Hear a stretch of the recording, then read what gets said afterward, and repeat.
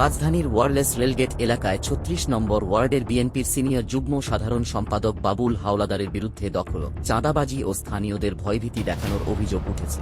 ভাড়া না দেওয়া থেকে শুরু করে ঘর দখল, ব্যবসায়ীদের কাছ থেকে চাঁদা আদায় এবং প্রতিবাদ করলেই মারধরের অভিযোগ তুলেছেন ভুক্তভোগীরা।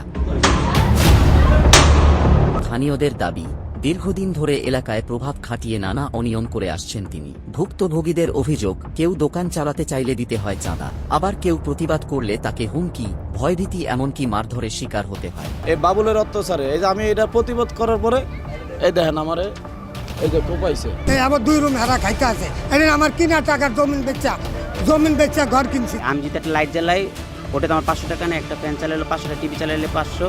বাবুল ভাই আর ওনার লোকজন আছে, মামুন, তহিদ, ওরা এগুলা বিদ্যুৎ বিল উঠাই নেবে। আমার একটা রুমেরও ভাড়া দিতে আসে না, ভাড়া খুঁজতে চাইলে ওরা আঙ্গুরে মারধর করতে। স্থানীয় এক বাড়ির মালিক অভিযোগ করেন, দীর্ঘদিন ভাড়া পরিশোধ না করেও উল্টো তাকে হুমকি দিয়ে আসছেন বাবুল হাওলাদার।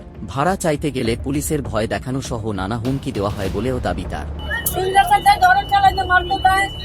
আমার একটা বাচ্চা মারতে 2টা বাচ্চা আমি ধরে ফেলা দরকার আমার জামাইরে জায়গায় জায়গায় মারছে, আমার জামাইরে এমন মারে না আঘাত দিচ্ছে বড় ফুল না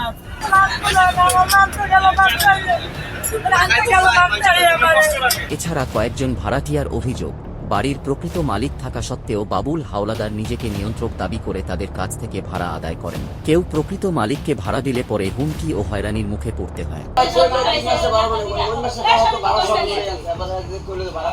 ভাড়া কইছে খায়দারও দিত না, অপরও দিত না, কইছে ভাড়া আমরা খান আমার আসার পয়সা নিলে ভাড়া দিব।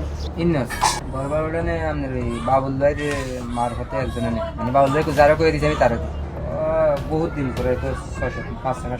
আমাদের বলা হয় ভাড়া তাকে দিতে হবে, মালিককে দিলে পরে সমস্যা হবে, মারধর করবে, এমন ভয় দেখানো হয়। আমরা কোথাও পাই না, ভাড়া নাই মামু এই বস্তির নেতা থাকে, বাউল মিয়ার লগে থাকে, হালকা দিয়ে মিশে চালাই একবার নিচে মনি বড় অন্য মামু। স্থানীয়রা আরও অভিযোগ করেন, কোনো বিরোধ তৈরি হলে বাবুল হাওলাদারের পরিবারের সদস্যরাও লাঠি সোঁটা নিয়ে রাস্তায় নেমে পড়েন। তার স্ত্রী ও ছেলের বিরুদ্ধেও মারধরের অভিযোগ তুলেছেন এলাকাবাসী। স্থানীয়দের দাবি, রাজনৈতিক পরিচয়ের প্রভাব খাটিয়ে দীর্ঘদিন ধরে এলাকায় আতঙ্ক তৈরি করা হয়েছে।